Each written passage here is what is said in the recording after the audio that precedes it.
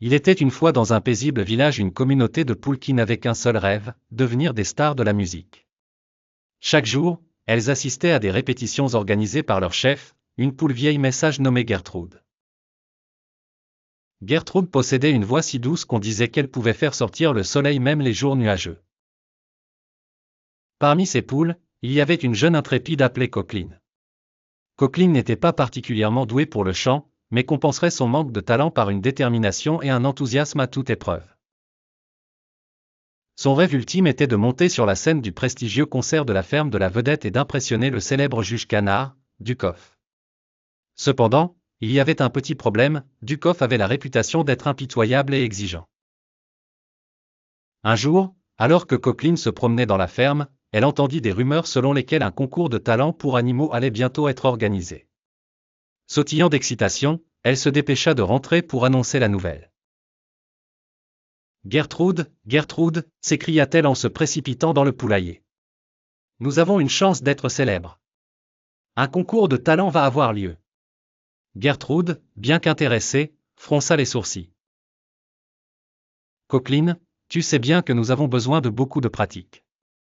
Ducoff ne tolérera aucune fausse note. » Coqueline hocha la tête, plus déterminée que jamais. « C'est notre chance, Gertrude.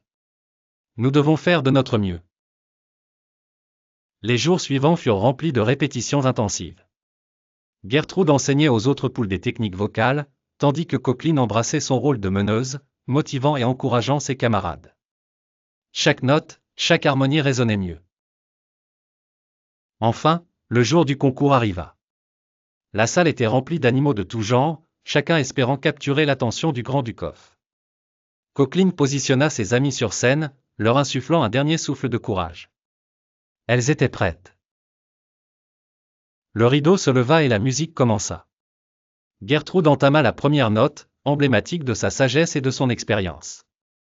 Coqueline, suivant son exemple, mit son cœur dans chaque mot. À leur surprise, le public fut ébloui.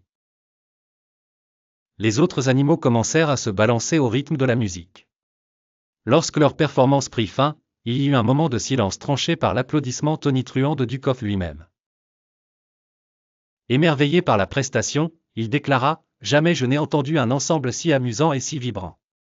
Vous êtes toutes incroyables et méritez une place sur la scène de la ferme de la Vedette. » Les poules n'en croyaient pas leurs ailes.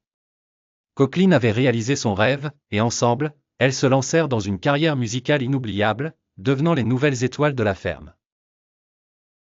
Chaque jour, leur musique apportait bonheur et rire à tous les animaux du village. Gertrude, avec fierté, put constater qu'une bande bien déterminée et une dose d'humour avaient suffi pour atteindre les étoiles.